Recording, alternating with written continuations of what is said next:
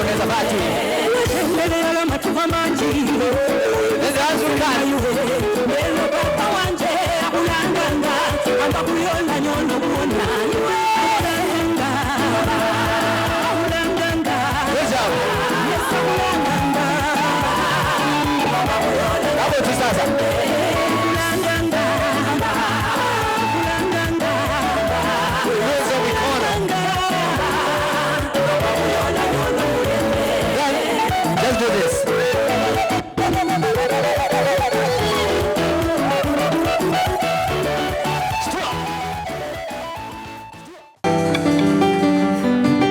Thank you.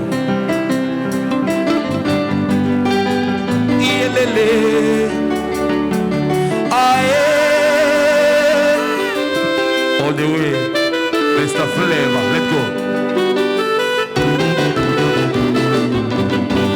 Have you seen my beautiful baby?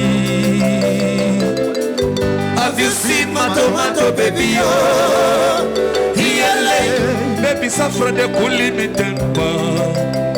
Ada, baby, na sugar, yo. Everybody the West, Ada puta kene no. Even the mama ka, pepe supuna moni kilabo. Ada mwana peke yo. Ada, ada, yo. Koko, ada mwana, baby amwa samwa. Hey, ada, yo. Everybody the West, Ada puta kene no. Even the mama ka, pepe supuna moni kilabo. Ada mwana peke yo. Ada, woga si. Ada, yo. Ocho, oma, ocho. Have you seen my beautiful baby? Have you seen my tomato baby? Oh, yeah, baby, suffer the coolie me temper. Ada, baby, na sugar, yo. Everybody the West, Ada puta kane no. Even mama ka, pepe supuna moni kilabo. Ada mwana peke yo. Ada, waka. Ada, yo. Koko, ada mwana. Baby, mwana samwa. Hey, ada, yo. Everybody the West, Ada puta kane no. Even me mama ka, pepe supuna moni kilabo. Ada mwana peke yo. Ada, heads up. Ada, yo. Oche, oma. Song about love, baby. Oyuge mukubwa.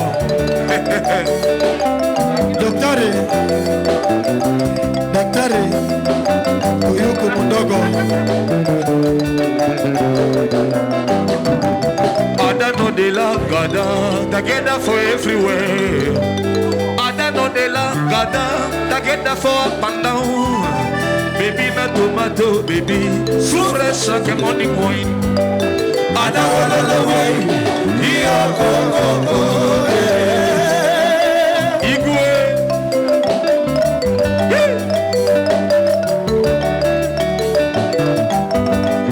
Ada no de la gada, together for everywhere.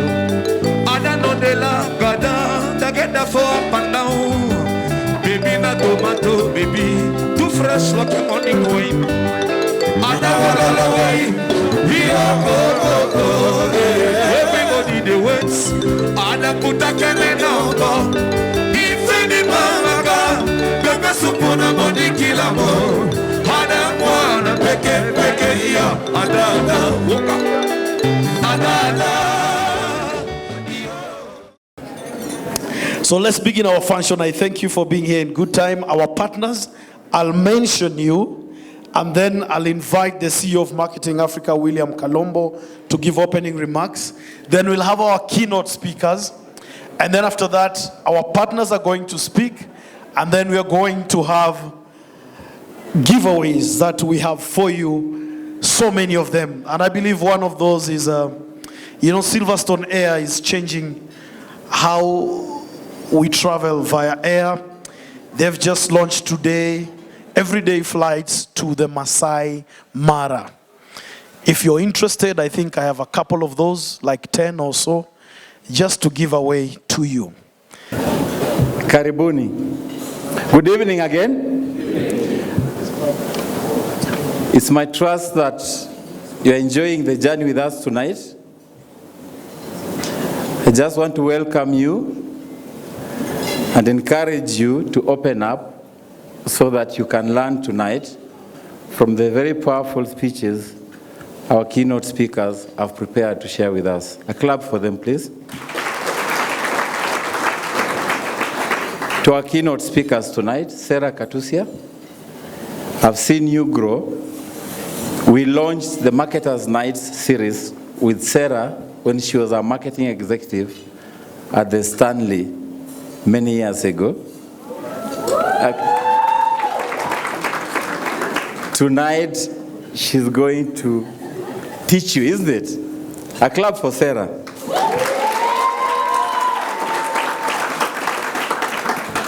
Engineer Mungai, thank you so much from Kenya Power for joining us tonight to share with us the heavy information that you have.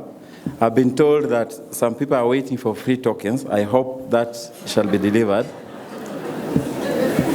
Charles Kariuki, we've been with you for many years. You've been a serious marketing mind.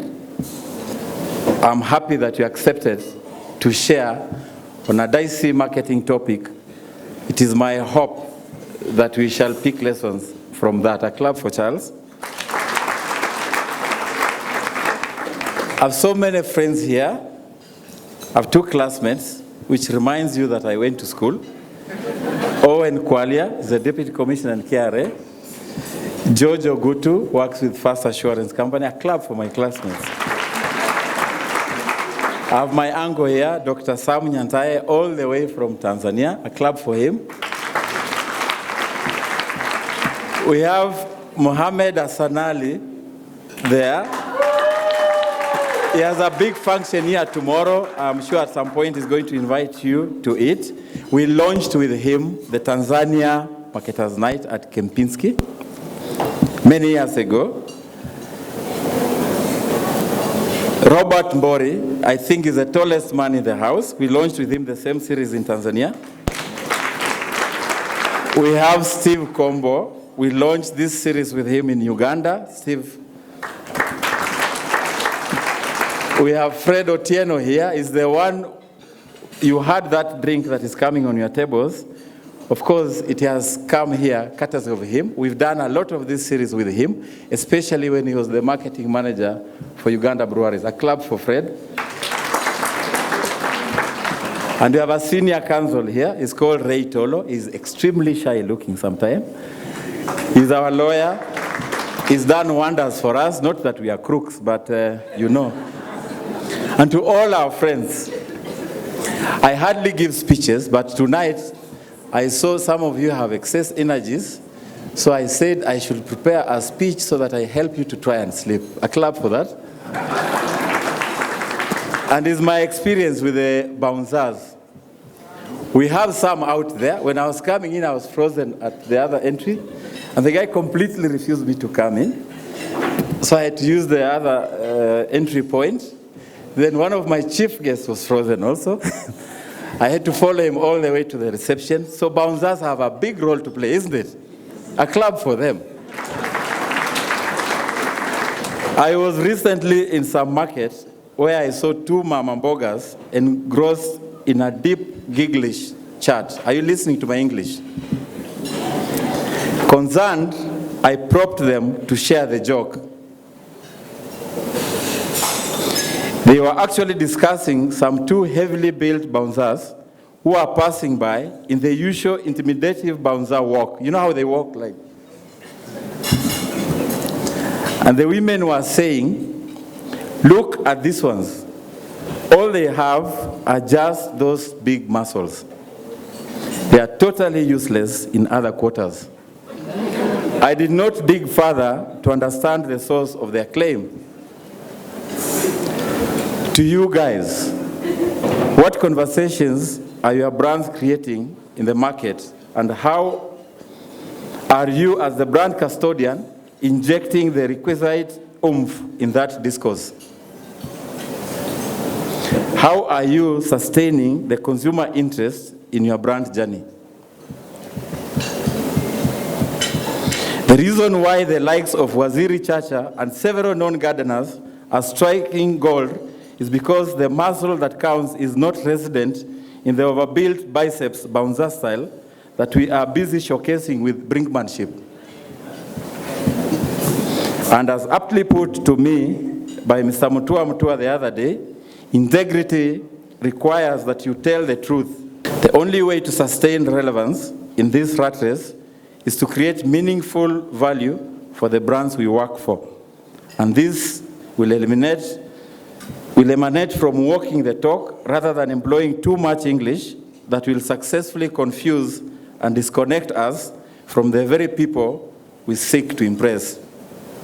Thank you very much and have a wonderful evening. Very well, like I did mention, we are doing our program in reverse. So in order to accommodate our keynote speaker as well, whom is a very important person, and being important comes with many engagements. Allow me at this point, ladies and gentlemen, he's gonna be the first speaker.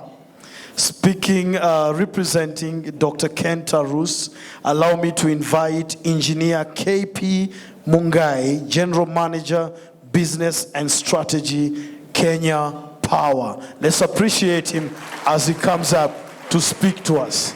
And let's be very attentive. Welcome, sir. Thank you for the invite. All protocols observed. Good evening. As he said, my names are KP Mungai, KP for Kenya Power. So the lights will not go off unless they decide to salute me. I'm here on behalf of Dr. Ken Tarus.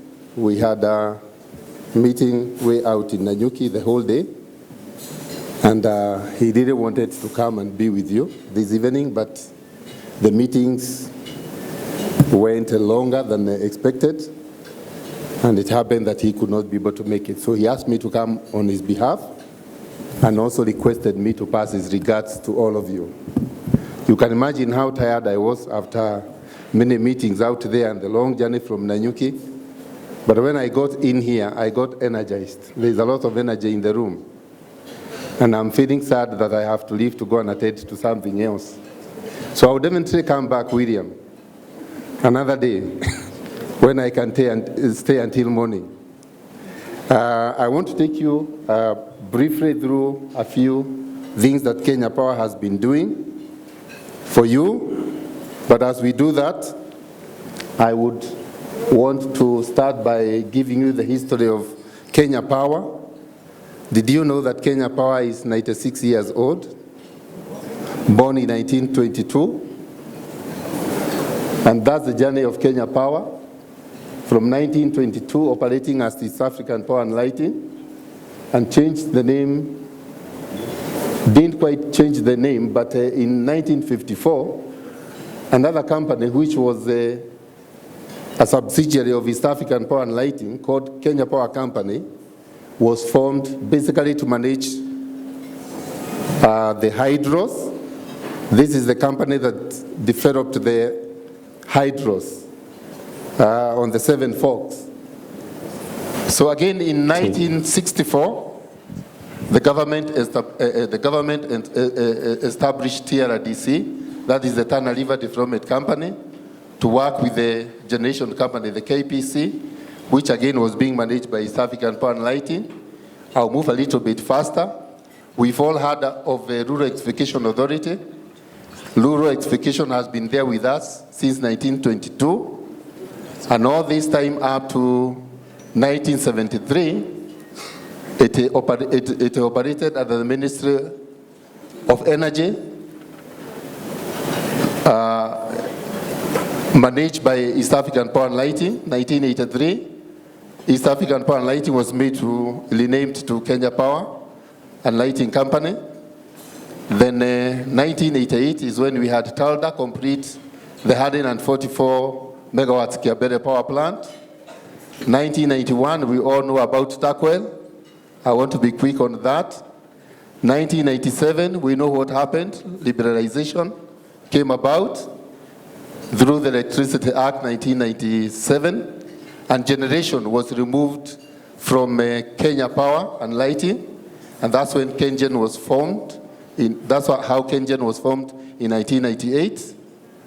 And in 1999 to year 2000, all the assets belonging to TRDC, KPC, TALDA, and KVDA were transferred from Kenya Power to KenGen.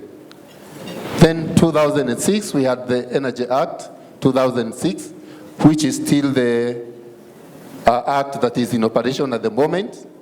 We know that there has been the Energy Bill 2015 that has been pending with Parliament. It has gone through Parliament now, and it's about to be enacted as soon as the President assents to it. I guess it will be called Energy Bill 2018 now, but we are still operating under the Energy Act of 2006. In 2006, we had a regulator brought into the market under the name Energy Regulatory Board. In 2008, Rural Electrification Authority was formed. Before that, it was a division in Kenya Power. Now it is a complete authority on its own.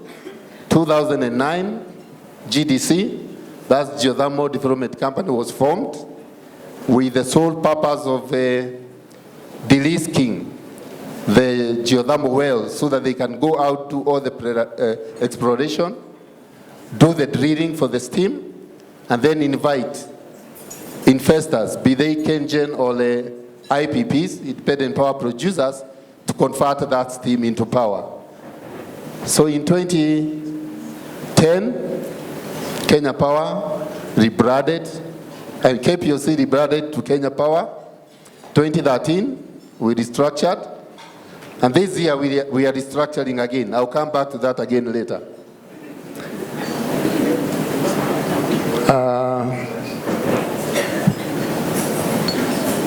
This is the electricity sector in a snapshot.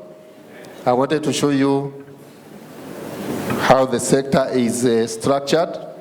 And this is important because most of the times Kenya Power ends up carrying the whole burden for everyone. When we have no water or no electricity coming from hydros, we blame Kenya Power. When lines are put up by rural electrification and they never end up finishing them, we blame Kenya Power.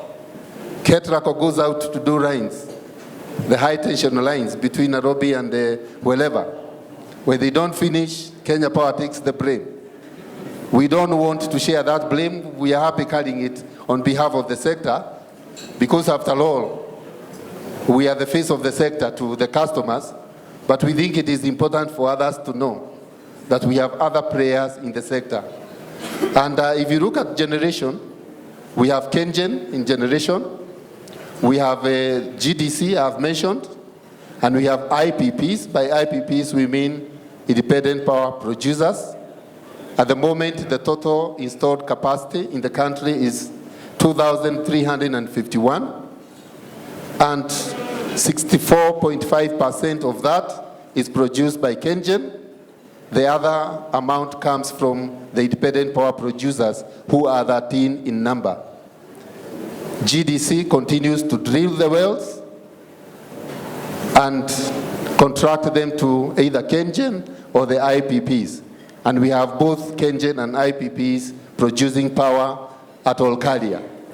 The Kenya Nuclear Electricity Board, you are aware of that as well.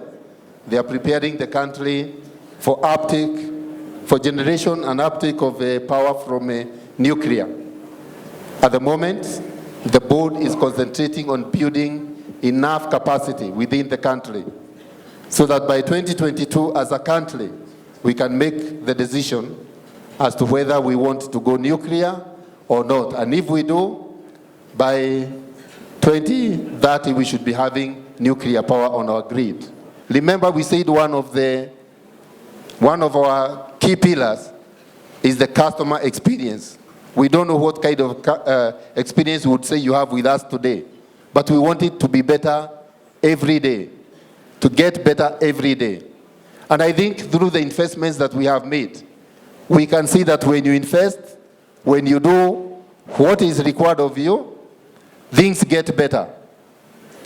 If I ask you today when you last had a blackout, you may want to call your housemate, your spouse or whoever and ask them, when was it, honey, that we last had a blackout? 4 years ago. 4 years ago. 4 years ago, if you were asked that question, you would have the answer like this. I know a few of us here would say it was today or it was yesterday. But a majority of us will not remember. We had the highest amount of rainfall received in the country for 2-3 months. And the kind of experience we had cannot be compared to what we were used to before. And therefore we are saying we are committed to continue investing. And we know for us to invest, we cannot do this alone. We want to work with the marketers. You are the people who can go out there and do the research and come and tell us what Kenyans are thinking about us. Come, let us talk. You are the ones to help us bring out the good message of the many things that we are doing. And at times, we just keep doing it without bothering to tell Kenyans, hey, we are doing ABCD for you. You are the people to come and help us do that. And we are open for business because for us to be able to not only work but also communicate, we can only do that in partnership with you. So we value your partnership and we look forward to working together. As I sit down, I want to ask my colleagues from Kenya Power to stand. I know there are a number of them here. We have marketers in Kenya Power. Please stand.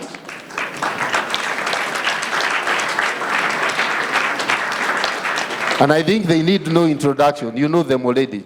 They are part of you. Thank you. Thank you very much. I may be leaving soon after this because of something else I have to attend to, but they will remain. And if there are any issues, William, they will be more than happy to take them up. Thank you very much. And God bless you. Very well. It's time to get something from our next speaker. Allow me to invite the regional manager for Coast Kenya Power, Jonah Owade, to invite our next speaker. Jonah, please come forward. Good evening, ladies and gentlemen. I have a very long speech here, but I'm going to make it quite short. She has a deep love for marketing. She has a deep love for advertising, for talent, for nurturing potential, delivering excellence. She's an experienced leader with both traditional and new age management, integrated marketing, communications, and operational skills is a way of living.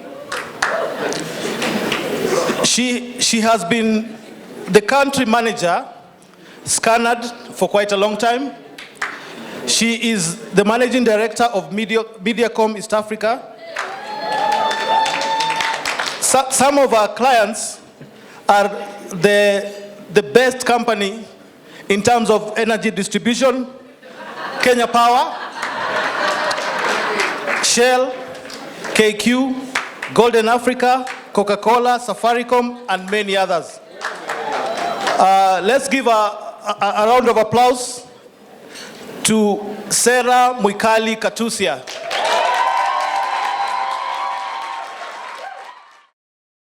I think he did a good job in introducing me, so I don't think I'll say much about Serah. but I love advertising.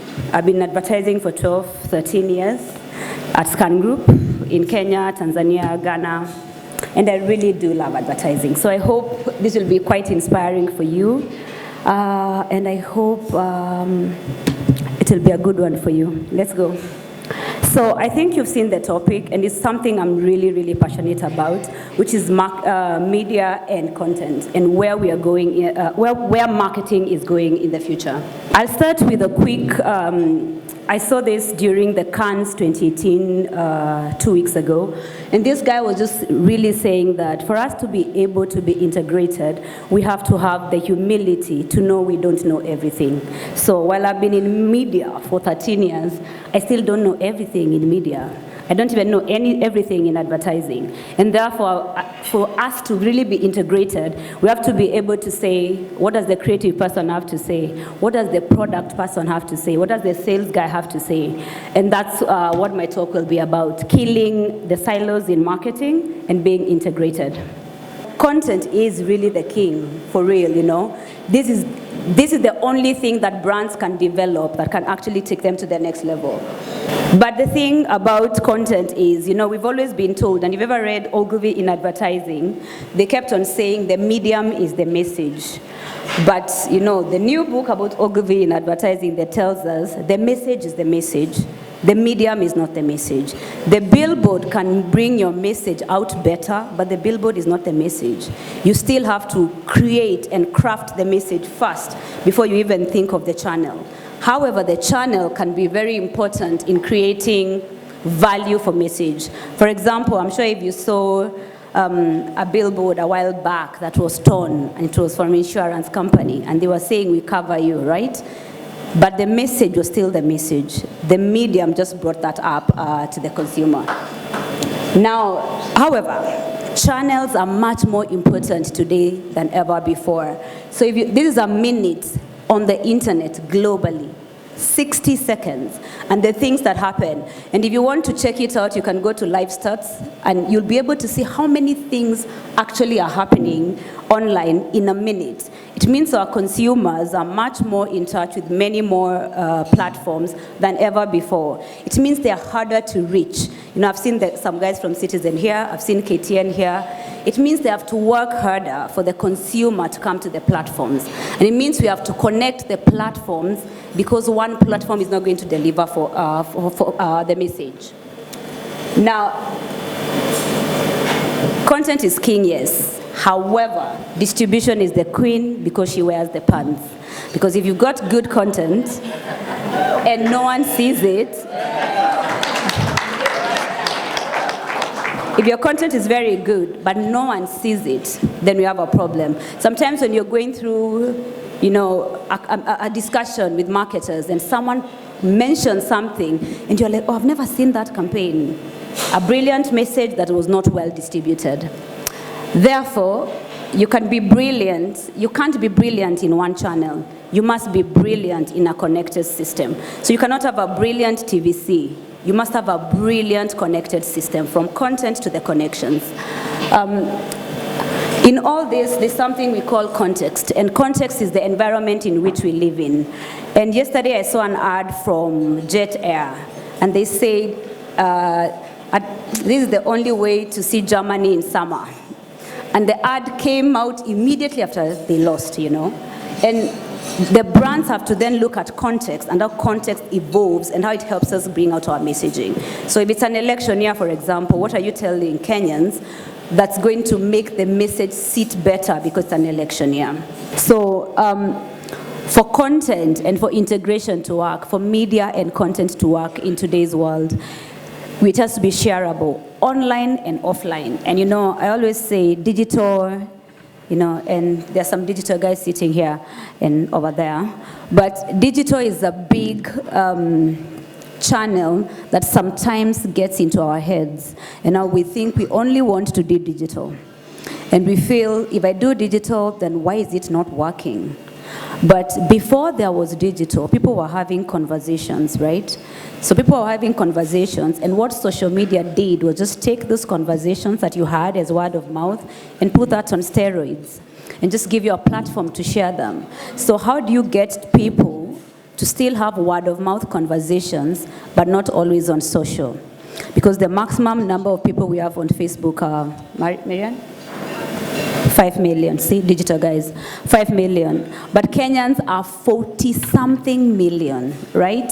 So how do we still ensure your social has a role to play, but your online medium has a role to play, but it has a bigger role by enabling the person without Facebook to still see your communication and have a conversation? Not just the Twitter conversation, but an offline conversation. How do we inspire that shareability, both online and offline? 2, meaningful value, and I think Kalombo mentioned a bit of it.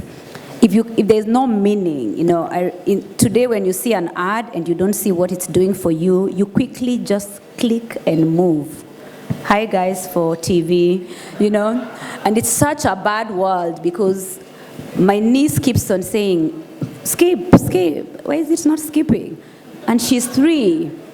So in the next 10 years, who are we, I'm in media, it's scary, who are we going to be advertising to? Even we, I'm sure every marketer here, every time you see something on YouTube, you're just waiting for the 2 seconds to finish, but you can just click it off. CAF tells us that you're watching 4 to 5 TV stations at the same time. Why? Because you watch the content, and when that content finishes, you quickly jump. So you're either catching Jeff Koinange or Betty Chalo, and the moment they stop talking, you've switched to find who else is having a conversation. So you can imagine how powerful or meaningful your content has to be for the consumer to sit through it, because they have options and they have the power to skip. Yeah. The third one is we have to be agile. We have to be very agile. We have to be very linked. It means your organization has to be linked together in whatever you are going to deliver. So sometimes, you do a crazy, beautiful campaign, but we cannot find the product in the supermarket, right? Or the product is not working. So now, in day 2, you're like, just pull it down. We're going to try and fix something, then you can come back on air. If the system is not linked, then the consumer will not come back. Data shows us that if you like something online, or you see it and you like it, and you try to access it, if the first time you don't see it, 52% you don't come back. Just go and find something else. Meaning that moment to convert for the consumer is finished. As I finish, how then do you create content and mediums that deliver for you and for your brands? And this is everything really. It's culture. What's going on around you and how can you use it? We can never ignore the mood and the energy in the market, ever. We can, Twitter and Facebook have made sure we cannot. So if people are hating on your brand, you can't even launch something saying we are nice. You have to wait until you fix your problem, because Twitter will ensure everyone knows that your brand doesn't work, right? Even if there are just 10 people who didn't get a good experience. 2 is data. And the thing with data is there's so much data, we just don't put ourselves into it. Data to help us plan better, data for you to know what your consumers want to see, data to know when your consumers are tired of what you're telling them, data to know that this product no longer works, now we need to fix it.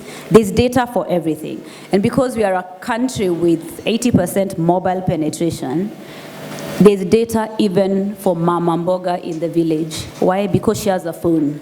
So we are actually able to get data to inform each and every decision. So for me, as you go out today, tomorrow, if you're making a decision on Monday, if you don't have the data to make that call, then you shouldn't be making that call. And the third thing is creativity. The new agency says creativity, creatives, this is an old thing, that creativity is dead. But the thing is, content that's powered by data and culture, but it's not creative, is not going to cut it. Content that's powered by creativity and culture without data will not cut it. Content powered by creativity and data without culture will not cut it. It has to tick the 3 boxes because the consumers need to see themselves in it, they need to see the relevance of it, then it has to be big enough to be able to actually make an impact. And the creativity is the fact that the creative director today must understand how data looks like. When I started in advertising, as Kalombo mentioned, creatives never cared what data was or even what media was. They actually just thought, I gave you my work, could you just put it on a billboard or a TVC somewhere? But your new age creative person, whether it's for whatever piece of content, is going to first sit with a data person before they develop what they're developing, because it will be powered by something much more powerful than them. And that's, thank you. Hi guys, how are you? It's good to be here. You guys look lovely from up here. So, I've been given one task to help us stretch. So, if you will kindly stand to your feet, I want to make you do anything crazy that will make you run out of here. First step is really simple. Give the guy next to you or the lady next to you a high five. Just that. Good stuff, good stuff. Second thing I want us to do is just stretch your hands. Just stretch. Stretch your hands. Stretch your feet. Now, I want us to stretch in a different way. And I don't know if the guys at the sound desk are ready. We're going to go through our journey today. So the journey is in 3 parts. The first part is this millennial stuff, as in the things that have been hitting in the last few years. And I'm not talking about mercury or copper or samosas, nothing like that. Yes, it's more musically speaking. So that's what we're going to start with. Just a few of the moves that we've... let's even just do a simple take. How many guys know Bazokizo? Just simple stuff. We just go like this. 1, 2, 3, 4. Then you walk ahead. Let's try. 1, 2, 3 without the music. 1, 2, 3, 4. Then you walk. Then back. Then you go to the right. 1, 2, 3 and tap. 1, 2, 3 and tap. 1, 2, 3 and tap. Jack, ilibidi niokoke ndo niwashe jiko. Siko kwa kanaliti juu niko ridho. Ulimi bado ridhe, risasi zipo. Misari bado kali na mizani zipo. Sifeka zipo kama A-E-I-O-U. Rudia mara twice, A-E-I-O-U. Kati chingi za kauli na jaki. Now let's see how many remember. 2 fingers in the sky. 2 fingers in the sky. Kunja gumi to the side. Sio ngumu kudecide. Tusikwende tukislide. We can boogie through the night. Yeah, now with the energy. 2 fingers in the sky. Kunja gumi to the side. Sio ngumu kudecide. Tusikwende tukislide. We can boogie through the night. Think about that I'm alive. Bitch got kicked up too. Checking if you got to. So follow if you want to. Nobody can stop you. That bitch got kicked up too. Checking if you got to. So follow if you want to. Nobody can stop you. Going up down like this.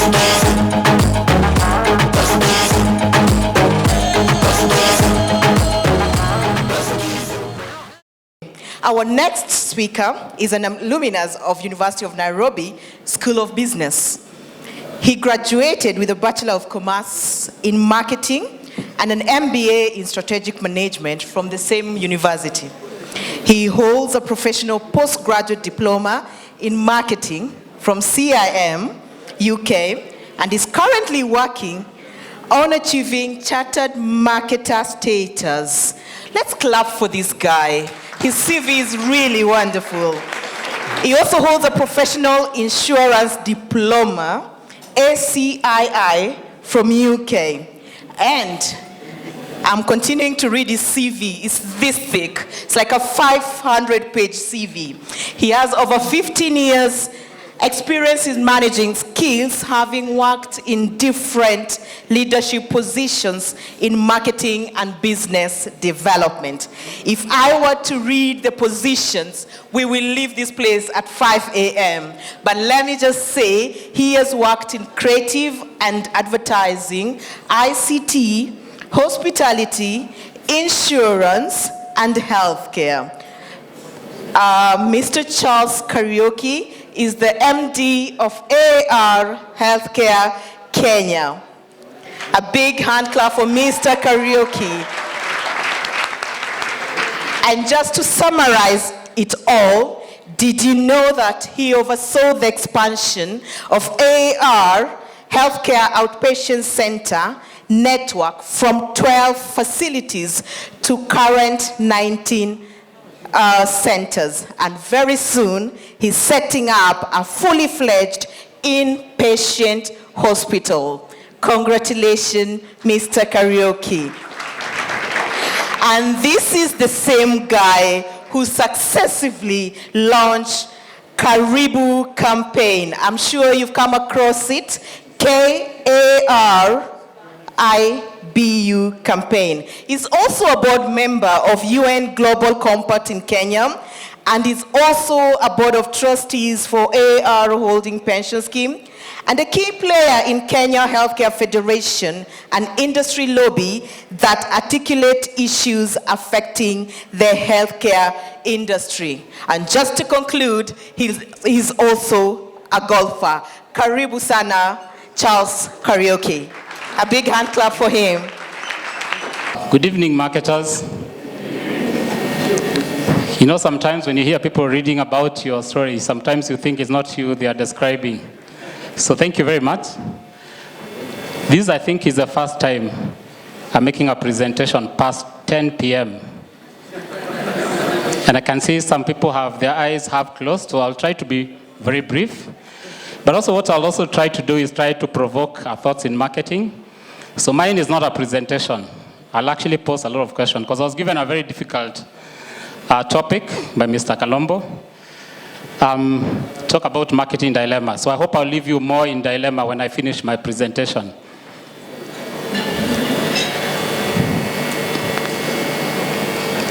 So I just try to think about, you know, the current dilemma, and probably an image that actually explains what a dilemma is.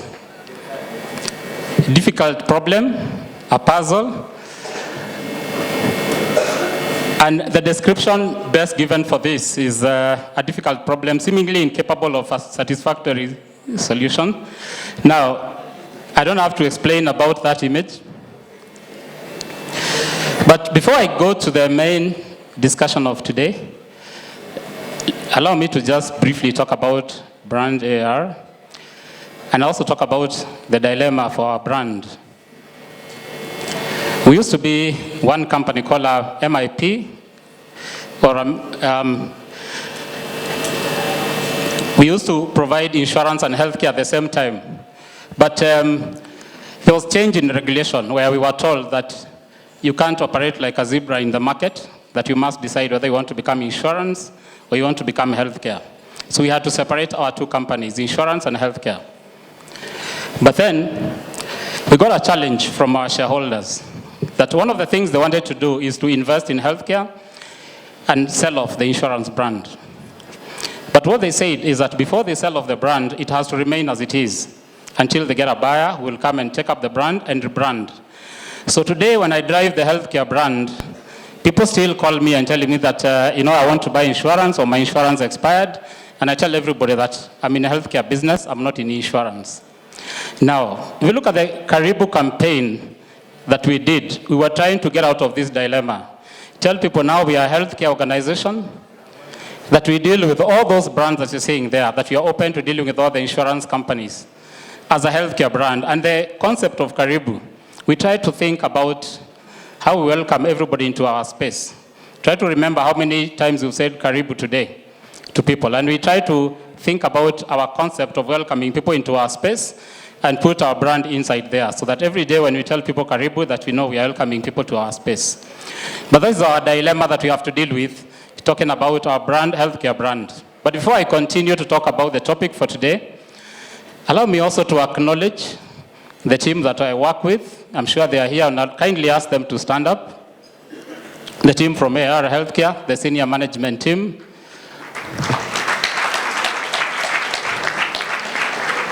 They are from diverse background, but I can tell you we also have a team of doctors there.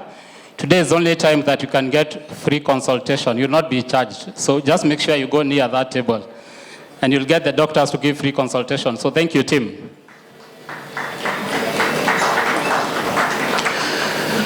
So when I was told by Dr. Kalombo here to talk about marketing dilemma, I decided to look at it from different scenarios. And I came up with different scenarios that I'll take you through about our dilemma. And I know some of the presenters here have alluded to some of the challenges that we are facing today. And one of the biggest challenges we are facing today is the information clutter. No, sorry, before I get to that, let me talk about what we are seeing today. And my question today that I'm asking, is marketing a career? Is it a side hustle? Is it a thing for entrepreneurs? Because today, and I look at what I get, every day the proposals that I get, people will tell me that, you know, we are now have a branding company, a communication company, we can help you brand. So sometimes I pick my call and I call the person and ask, exactly what do you do? The guy tells me, you know, I'm a lawyer, but I have a side hustle. So I asked the guy, so what do you want to do? We know we can help you guys rebrand. So I asked the guy, what does rebranding mean? You know, I was walking around Mombasa Road and I noticed you guys don't have a billboard, and I can get you one. The other people tell you, know, we print a lot of brochures, now I have a very good printer. But if you look at their company, it's called, branding, all the big titles that people are using in marketing. And I keep on asking myself, how come I've not seen any marketer who's opened a legal firm? Because today everybody has become a marketer. Even engineers, that is their side hustle. Now I have a branding company that does branding. And when you ask them exactly what do you do, in fact, I've asked most people, what is brand equity? They look at me like, no, we normally print brochures. And actually when people come to you, and you've seen all those briefcase people with branding companies, marketing communication, have done this for many brands, and they even give you a list. But most of the people, I asked them, in fact, the other day somebody told me they want to do a brand audit. I said, that sounds very good. So what do you want to do? You know, I was driving around Mombasa Road, and I realized most of your competitors have a lot of billboards, and I've not seen one for AR. So according to them, that's what a brand audit means, that they can check where I don't have visibility. And I'm challenging marketers, because you are the people who are engaging those people. Every entrepreneur today, and I don't have to mention them, you've seen, even one of the biggest challenges why even government is struggling. Ask almost every government institution, parastatals, talk to the counties, most of them are rebranded. But you ask them what exactly they did, they changed colors. You know, we used to have green color, now you can see we have red. And they say now they branded. Now, as marketers, that's the challenge that we need to, and that's the first dilemma, because we are working with these people, most of us. I go to the second one.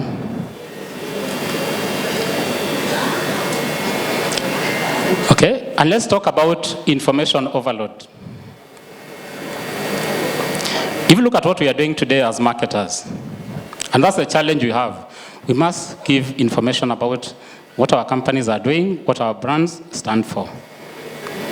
But we are now overloading customers with information. In fact, the other day, and I've been very careful today to give examples of brands, because even when I talk to a lot of my peers, and I told them the topic I've been given, I'll send so many examples of people's billboards, people's adverts, and I say it because of my security, I'm not going to come and project it here. But I remember the last time I saw an advert, a very big billboard, and I told my colleague, can you read for me what is in that billboard? And my colleague told me, you know, you're driving too fast. But I said, this billboard is supposed to be seen by even the person who is driving. The next thing I asked, I cannot see any parking next to this billboard. So the person asked me, why do we need parking? But if you look at the information on that billboard, you actually need to come and park your car for 15 minutes and take a notebook to read what is there. Because what are marketers doing? People listen to customers. I came to your place and actually I got lost. I went to second floor. So they think what they need to put in on my billboard is that we are on third floor. Then when they come, somebody tells you, I went to third floor, but I went right to your competitor. Then they think they need to add on that billboard that you're on, go to third floor, but on the left. So if you look at the clutter that people are putting all over, and I'm just giving an example.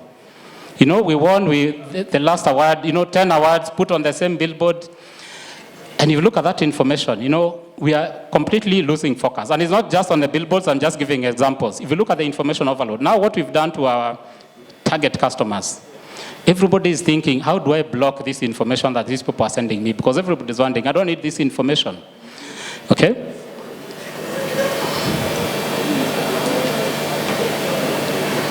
And I put many scenarios in terms of what we are doing to our customers, that everybody is thinking, we need to put all the information and actually tracking customers wherever you are. If you look at what is happening today, every place you go, now including Uber, when you are here and you are so tired and you are thinking, I need to go home. And you are thinking, I need to take my cab, relax as I go home. The next thing you put is a video just in front of you of an advert. Nowadays, I'm seeing even in washrooms. Yeah?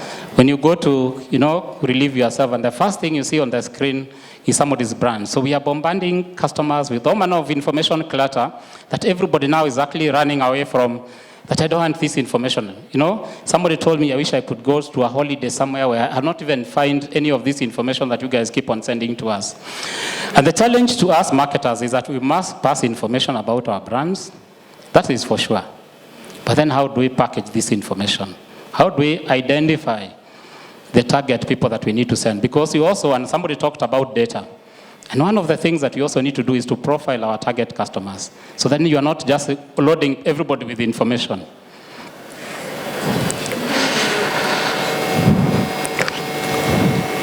Okay?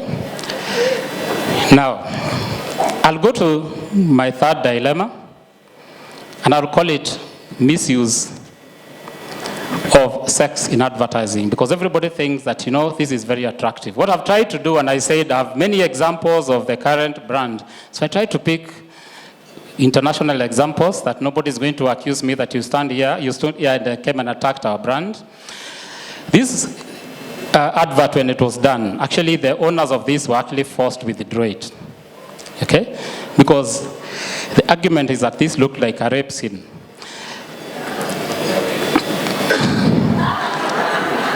I don't know how many people saw this one. It was actually an actual advert. I'm not being naughty, I didn't create this.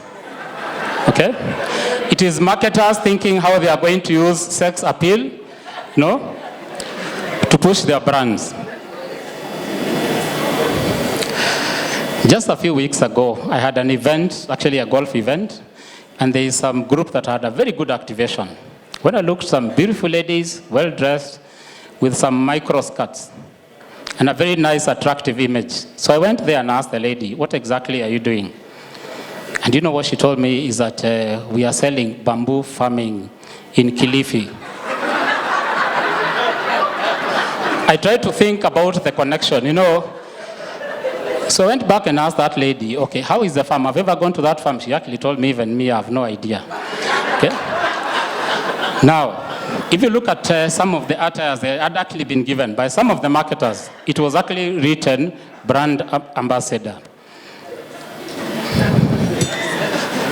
Okay? I'll skip that because I talked about the bad, the ugly, but some people have also used this very effectively. And that's what I said, this is a dilemma for marketers. I'm not saying that you cannot use sex appeal for advertising or pushing your brand, but it has been used. And actually, these guys for the Beetle have actually used it very creatively, and leave it to your imagination. They do their car like that, and it's left like that. And there were several adverts that they did, very good adverts. I want to talk about this as my next scenario for marketing, what we call marketing myopia. And I'll talk about three things. marketing myopia, brand myopia, and also competition myopia. Now, these are not blame marketers. The owners of organizations nowadays actually demanding results almost immediately. You are hired as a brand manager, you are hired as a marketing manager. Within 1 week, your finance guy has come to your office. You know, you've been here for 1 week and you're not seeing results. Okay? How many people have gone through that? Yeah, within a month, people are saying, you know, we have a new lady in marketing and she's just jumping up and down and you're not seeing even any impact. Okay, now what is happening when people get into those relationships? Now people have forgotten to build brands and everybody now is focusing on selling. Because you are being evaluated even by the owners. Those of us who go to board meetings, in fact, you now start giving stories of the brand and the board members are looking at you, looking at, okay, where are the numbers? Because that's what everybody is looking at. So as marketers, then we have to be very creative. It's a real dilemma that we can't blame marketers. Then how do we balance? Because the same guys are the ones who will be asking you 2 years down the line, then what is happening to our brand?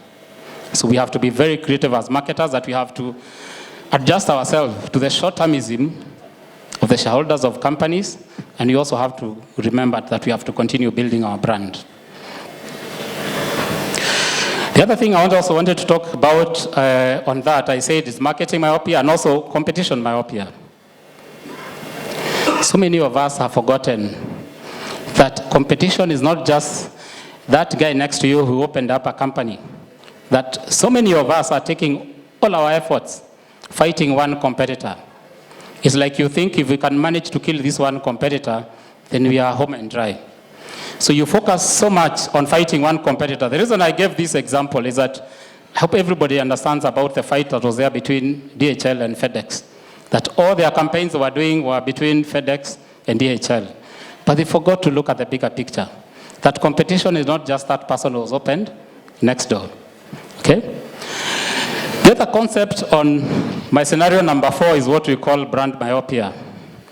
That some of us are thinking, because I have a very strong brand, now I can launch anything that I want, including water, wine, using the same brand. And I'll give an example. I hope there's nobody from Equity here. Because everybody knows what happened, that Equity transformed banking in this country. Okay? When did they move into healthcare? I got so many calls that you guys are finished, because Equity now has also moved to healthcare. You remember when they started doing money transfer, and people said now M-Pesa is finished.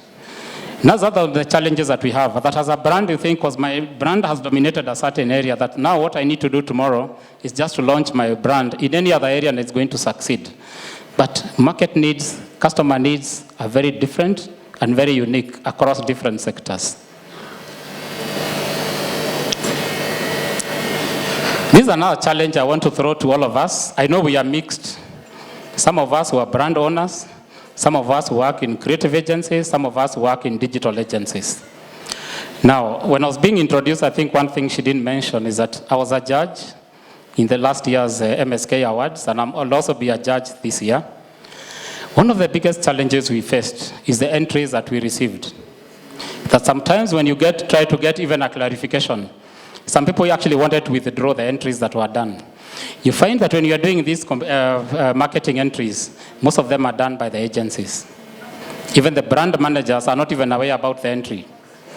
So what happened is that we also started getting people now questioning even the credibility of judges. That we did a very big campaign, yet the campaign didn't win, and look at the campaign that you guys said won. So we tell people, okay, now what can we do?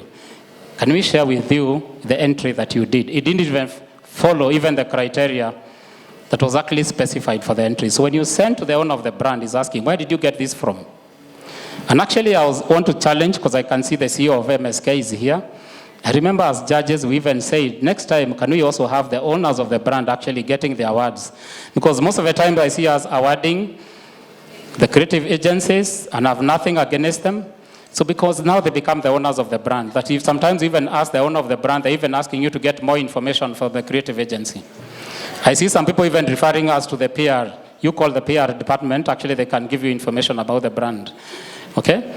So the challenge, and I see, is who is the owner of the brand? Who understands what the brand stands for? Is it the owner of the brand? Is it the brand manager? Is it the marketing manager? Is it the creative team? that are driving the brands today. And you'll be surprised. And I'm happy Serah did a very good presentation here. You'll be surprised that some of the owners of the brand, you ask them for this same data, probably they also don't have. Okay, or vice versa. Now, the other thing, and what I liked what you said about us working in silos, is that you find people accusing each other. The creative agency, okay, and the client. Sometimes you ask people, so how did you come up with this? You know, people are telling you, the agency will tell you, we try talking to the client, they will not listen to us. And I say that's one of the challenges that all of us must have. And I tell people, even for me as a brand owner, I tell my agency that before we release the final product, all of us must sign it off, that all of us agree, we sat down. So if we came up with crap, it's us. So if we came up with a winning campaign, it's all of us. So we must work together between the agency, okay?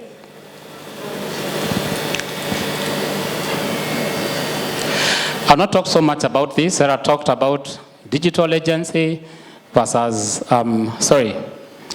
the digital media versus the mainstream media.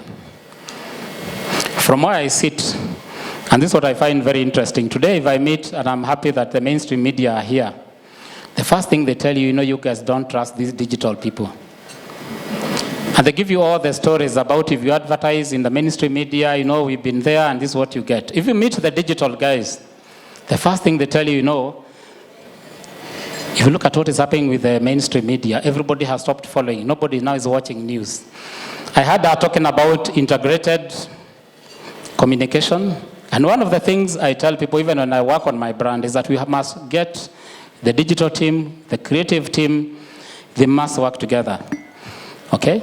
The mainstream media and the digital media must see each other as complementing each other. But what I find today, and I can tell you, every time I have a meeting, and I'll not mention those guys, the first thing they're trying to show you the way the other medium is not going to work for you. Yeah? So you must understand that the brand owners, and remember, our budgets now are going to be split between those different channels. So you must work together to see how the brand is going to succeed.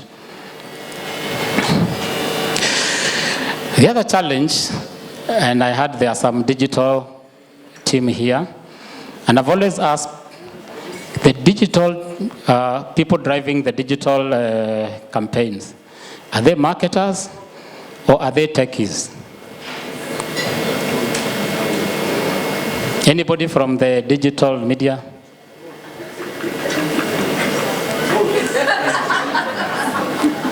Yeah? They are both. Sorry? They are not, some of them are not sure. Okay?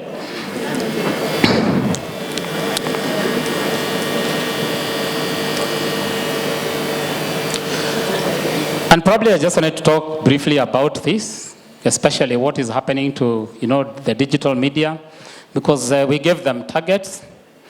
Yeah, in terms of what you want to see, we give them tools and parameters that you want to see that you're going to measure them. So if you've seen what most of them are doing, and especially, you must have seen this, especially in UK, what has been happening, especially the backlash on Instagram and the concept of bots, where people are creating, fake accounts so that you can be able to show the influence you have on the digital media. I have 1 million followers. Okay? And even some doing what we call stealth marketing, where you even hire people to start having conversations about a brand. And these are guys seated in the office saying, I've consumed the black and white, and I can tell you it's so smooth. And the gentleman who is seated there has never even tasted your brand. Okay? I think I mentioned about this. But the other scenario I want to talk about is, on ethical marketing. And we have several concepts that we look at when you talk about ethical marketing. Number one is with what we call comparison marketing. And you've seen what has been happening with a lot of brands. Almost claiming, we are better than our competitor. You saw the campaign between Safaricom and Airtel, the red and the green, and you leave it to the imagination of the customers that you are not, referring to our competitor. But I just picked one ad, an old one between Pepsi and Coca-Cola, where we can also use creativity without having to fight your brand. that Coke did an advert saying that we are on the second floor. And the next, Pepsi just put it with their slogan there that Pepsi is everywhere, not just on the second floor. So you can still use, creativity without having to, look like you are directly attacking your brand. And the other concept of ethical marketing, and we've seen a lot of this concept happening, where you either release a flawed product in the market. We've seen campaigns, even competitions that are launched in the market, and then you realize it can't work. And how many of us marketers are bold enough either to withdraw a flawed product or even a campaign that is not working? And you notice what happens most of the times is that people go quiet on the campaign, but we never tell the customers that we realize this is not working. And of course, there's also the concept of stealth marketing, and especially, as I mentioned, on the digital media, where people are actually hiring people to talk about and generate conversation about a brand. Talked about this comparison marketing. You must have seen the advert, Durex, that said to all those who use our competitors' products, Happy Father's Day. This was one of the adverts that was done on our Father's Day. And you can leave it to the imagination in terms of what they were talking about the competition.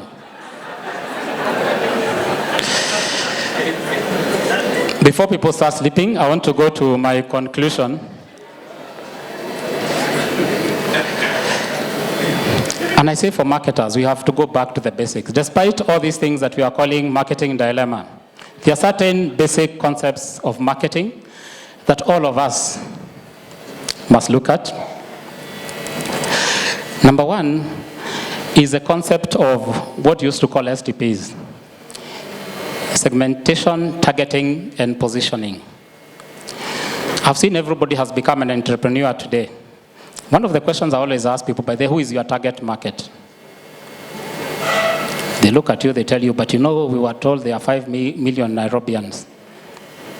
Almost everybody. And I can still mention, because I can see my doctor friends are here. I see somebody just open, very good consultation session, and you ask them, so who is your target market? And everybody tells, I saw the population of Kenya is growing. Now we are almost 46 million. Is there any product for the 46 million Kenyans?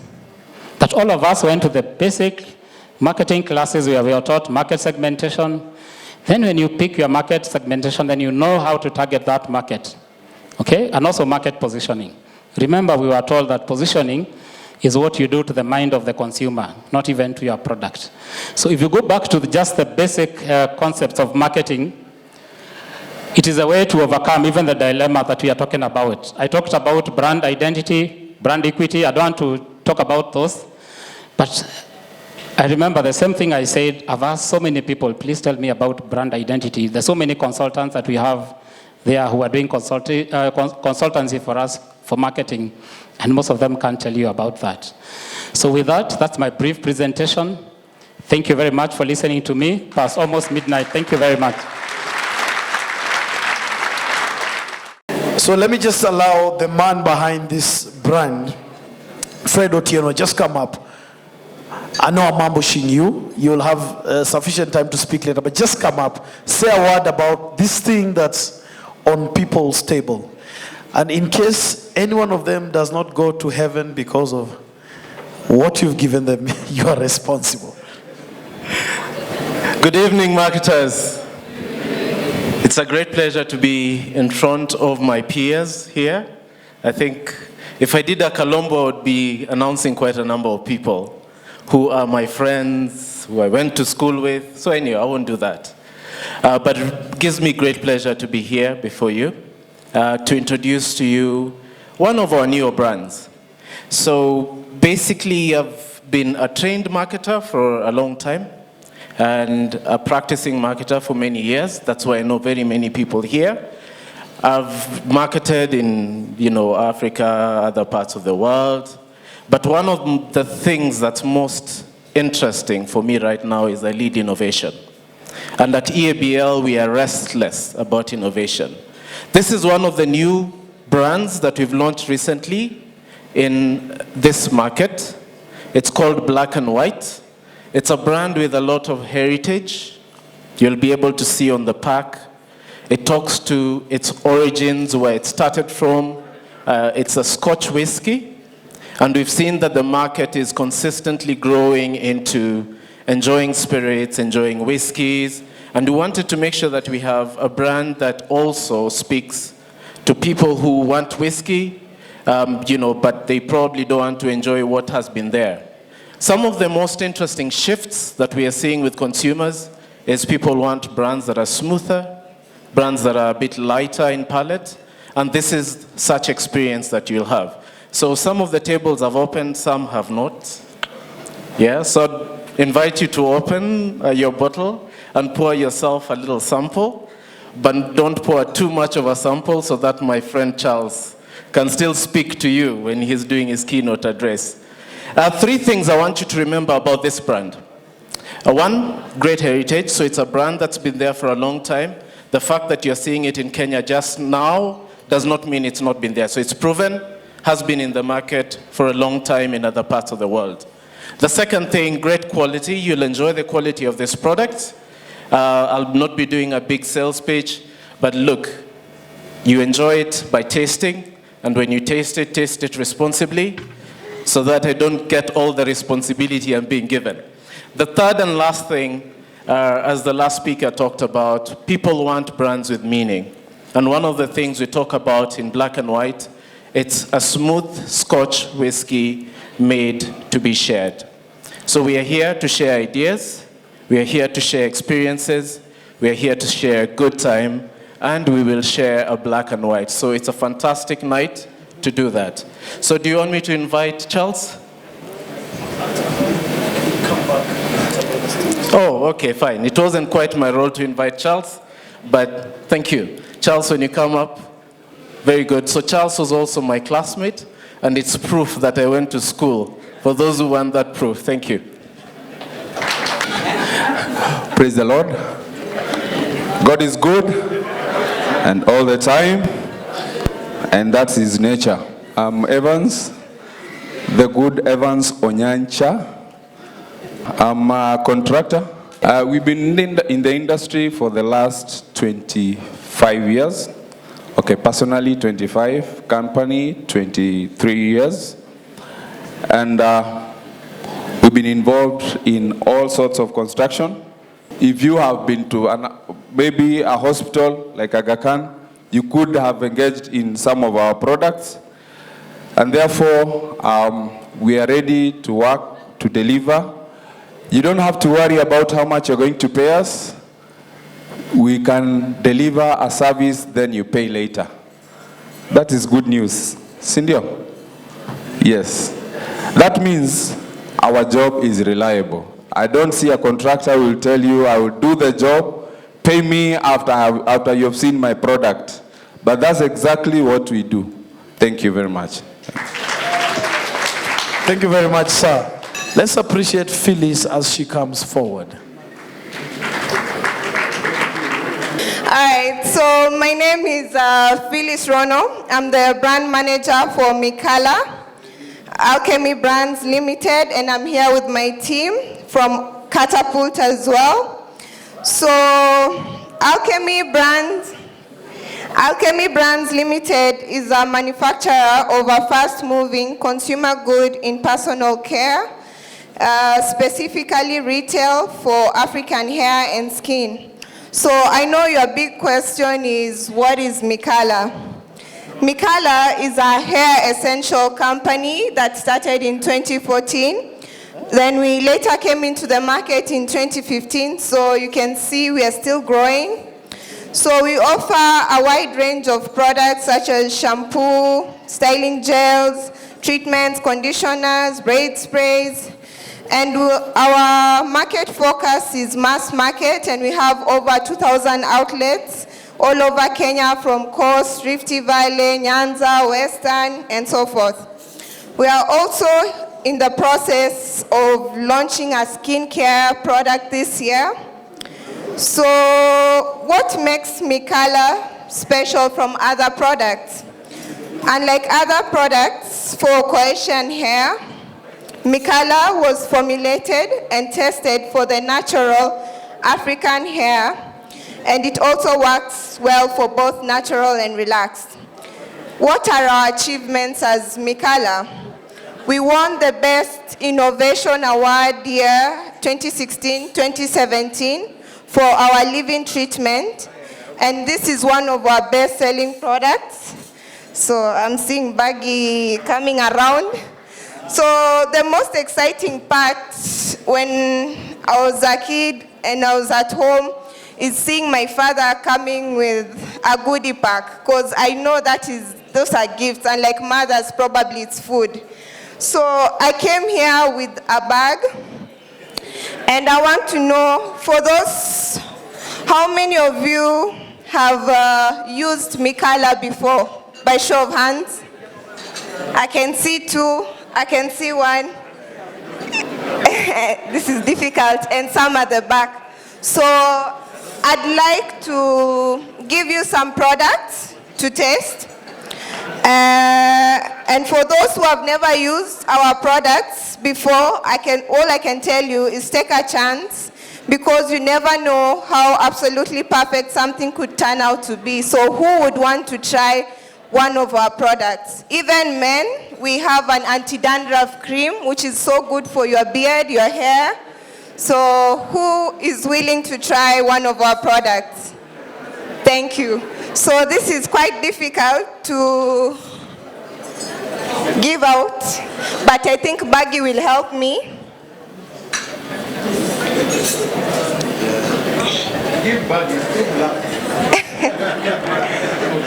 I want to give to one man with the anti-dandruff cream.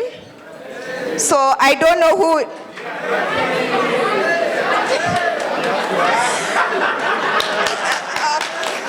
Thank you. For the ladies on this table, I'd like to gift you with a shampoo. Okay, there are so many hands and so many products. Maybe Baggy will help me distribute this later due to time. Good evening, marketers. My name is Mary Chege, as you've heard, representing CIM Kenya. And CIM stands for Chartered Institute of Marketing, which is headquartered in the UK, but has a branch in Kenya and around the world. What we do at CIM, and that has been mentioned severally this evening, our just immediate past guest speaker, Charles, he mentioned, or somebody mentioned when introducing him, that he's a CIM, he has CIM qualifications. So what we do at CIM is help you become like what you've seen Charles here. So we do have a living testimony. We'll actually help you create relevance. We'll make sure that you actually have a brand reputation, whether it's personal or organizational. That is what we put in, ensuring that you're able to maintain your brand value. You are able to actually have qualifications to make yourself qualified to be employed. And how do we do this? We do have certain study centers accredited in Kenya, and you're able to take your CIM qualifications. CIM study centers are Strathmore, there's Intel, there's Simon Page, just to name a few. And after you do your studies, then you get qualified. Then you can stand out and be a brand by yourself. So one of the other things we do is we also do short courses, open house courses, and you're able to come and customize the course, whether it's sales skills, creating customer value, and at the end of this, you will have value overall. I have only 1 minute, and I have made sure that I stick to that. Thank you so much. Enjoy the rest of the evening. Bye. Good evening, all protocols pro-serve.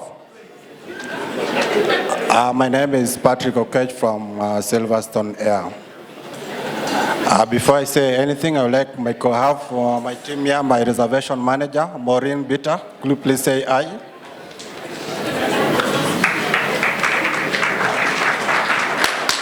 And also have a dedicated team of the marketing team. You can also say hi, wave to the rest of the team. Can I get my number? Okay, Silverstone Air is a domestic airline. We do local flights between Wilson Airport to Kisumu, Malindi, Lamu, Ukunda, Lodwar, and now the latest route we are commencing on 12th of July is Wilson, Masai Mara. So we want all the Kenyan people to promote the local tourism now. Everyone must fly now down to Masai Mara to see the great migration. The main reason why many people prefer Silverstone here, our fares are very reasonable. We are always on time. Our services are top of the class. We have the best lounge at Wilson Airport. So I kindly encourage each and every person who's here, please kindly come and support Silverstone, then we can work together. With this few remarks, I don't want to say much. Thank you very much for your time and have a lovely evening. Asanteni. Good evening. So just to correct Baggy, my name is Winifred Aringo, Trade Marketing Manager for MultiChoice Kenya, not Trade and Marketing. So it's there's a difference, and as marketers, I think we need to make it very clear the difference between brand marketing and what trade marketing stands for. So I guess one day Kalombo will give me a chance to be one of the speakers here, and I'll be able to give a very clear differentiation on that. So I'm very privileged to be standing here to speak on behalf of MultiChoice or DSTV, especially because we are right in the middle of World Cup. And ever since the World Cup started, we all know that DSTV, courtesy of SuperSport, we are the undisputed HD quality broadcasters of World Cup. A big round of applause for DSTV. So we have delivered to our promise. We have all the 64 games live. We have commentators. We even have the options when you're watching your World Cup, when you check through your remote, you can actually have commentary in English, in Swahili, and even in Pidgin. So if you don't know how to do that, we have a team outside who can guide you on how exactly you can get that to be done. Over and above that, we have a new app, which is called the DSTV Now app. So wherever you are in your office, in your car, you can actually be able to catch up with the World Cup action directly from your phone. And that is open to anyone who has a DSTV subscription. So a big round of applause for DSTV. So if you're one of our subscribers, please make sure before you leave this place today, you make sure you talk to our team outside, make sure you download your DSTV Now and catch up on all the action, because the next few weeks are going to be hot and you don't want to miss on any action. And in case you're not our subscriber, we also have our sales team out there. Make sure you get yourself a DSTV decoder at a good price and don't miss out on any of the action. So enjoy the rest of the evening and enjoy the entertainment provided by DSTV. Good evening. Good morning. That one. The last thing you guys need tonight is more talk, yeah? I think by now you get it. Yes? Serah, I got it. Context, we'd like to appreciate all of you. We're proud to be the tech partner on this. It's been a good journey.